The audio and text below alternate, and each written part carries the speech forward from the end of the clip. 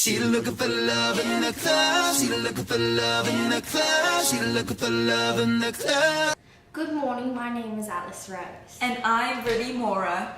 And we welcome you to Channel 32 Frontline News, where you hear it first. Today we'll be talking about the millions of young men who were drafted into the war. Our American soldiers were nicknamed GIs for the government-issued clothing, and what started as a common joke, it became the official nickname for being government-issued property. For the first time, women were permitted to volunteer for the armed forces to serve in a non-combat duty. 6 million men and women volunteered, 10 billion were drafted actually. The US came close to drafting women during World War II when there was a shortage of military nurses. American soldiers were actually the best equipped soldiers in a world war who had clothing for any type of climate or occasion and equipped it to survive life as a civilian or war. It was very shocking and caused some people to find alternate combat, example, officer training school or foreign languages. Men lived at various military posts. They would have to be responsible for daily chores. Men lived at these posts while in training or in between attacks. Many of them were homesick. Combat training and the experiences from battles were GIs to be harder and less fearful. Most of them wanted to be home, but at the same time, they wanted to beat the Nazis to get the Japanese. Now, to give you more information on this subject, we now take you to Bethany Sugarware, live to talk to a World War II veteran. Thank you, Alice. Now today we're here with a World War II veteran who has just returned home. What is your name? Victor Noel. And what division were you a part of? I'm in the 29th Infantry Division, but we call ourselves Blue and Gray. Blue and Gray? What is that? Well, back then we compromised soldiers from states on both sides of the American Civil War. Which base were you stationed at? I'm stationed in Fort Belvoir in Virginia. Did you participate in any war zones? Yes, my division was sent to England, where we trained for 2 years. Training for what? My division was the first wave to hit the Omaha beach in Normandy, France. Oh no, you're talking about D-Day. What was that like for you? Well, it was no day at the beach, but I saw so many people die, and I almost died myself. It was very traumatizing. I feel paranoid every time I hear a noise. Well, thank you, Victor, for all your hard work and dedication to this country. We gladly appreciate you for being here today with me, and it was nice meeting you. Nice meeting you. Now, back to you. I will be right back after these short commercial breaks.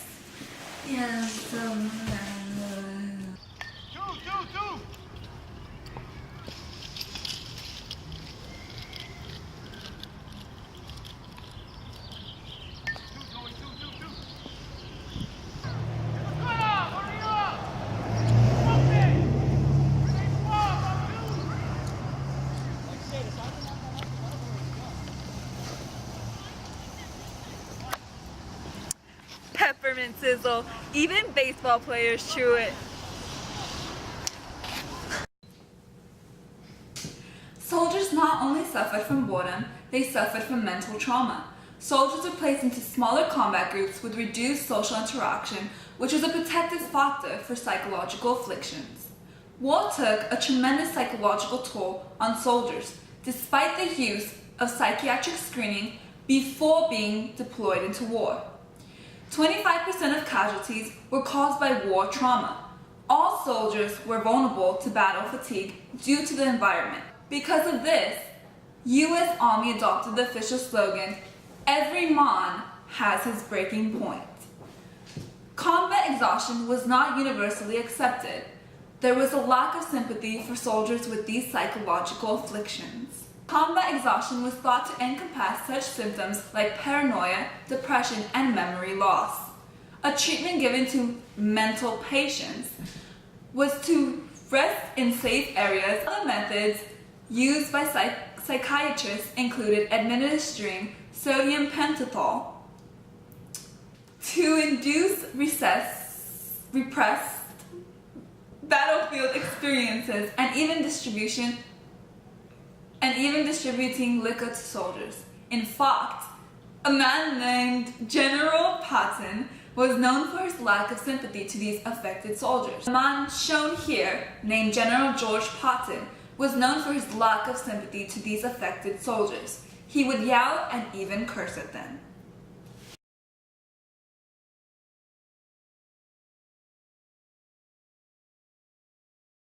Today we're in front of a factory, classroom 202.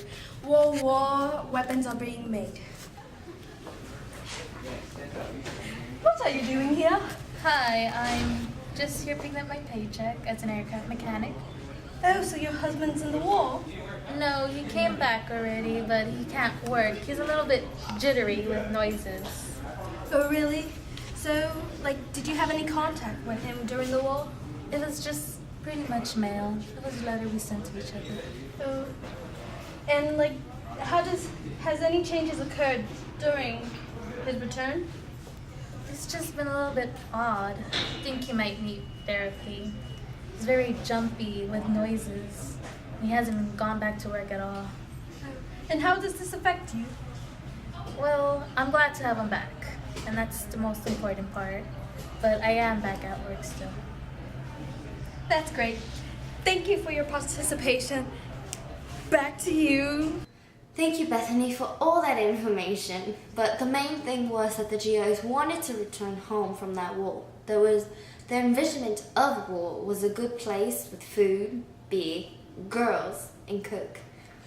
Mail was very important to these servicemen. They carried them around and even memorized most of them. The mail was designed to reduce the amount of space on ships the letters took up. But those letters were everything to them during that war. Hey, what you drinking there? Oh, it's aloe. It's so great. I mean, it fans you up really bad, but it's great. It's peach flavored too. It's pretty cool. I mean, you want to try it? Sure.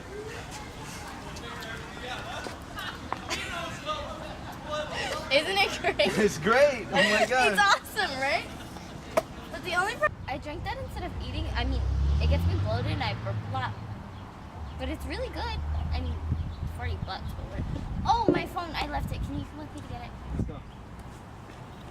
Oh, I forgot my drink. Thank you. What the heck? Hey!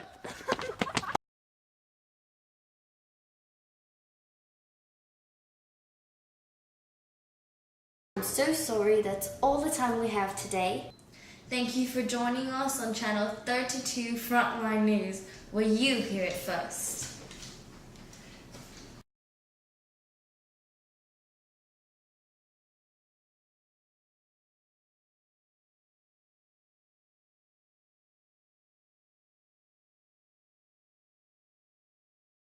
We call ourselves Blue and Gray. What is this blue and gray you speak of? We compromise soldiers. Hold on. We compromised soldiers from states on both sides of the American Civil War back then. That thing is backwards! Upside down.